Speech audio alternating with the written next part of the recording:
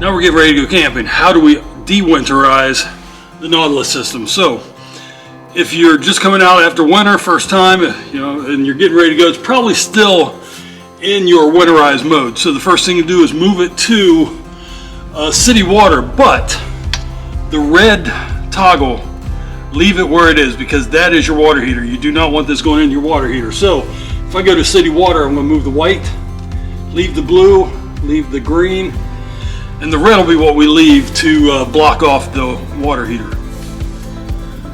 So now the only thing we have to do is go inside and turn on the faucets and let them drain. So let's get inside. All right, now we're in the rig. All we gotta do is turn the water on.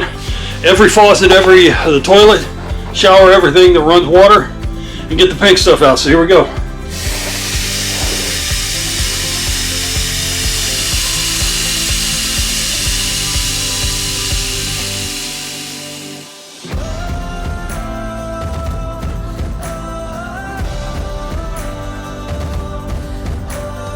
And you want to check the toilet too.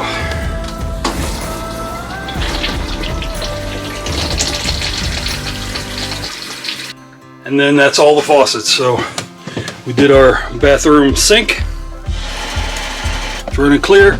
We did the shower and the toilet. And that was pretty much all you need to do there.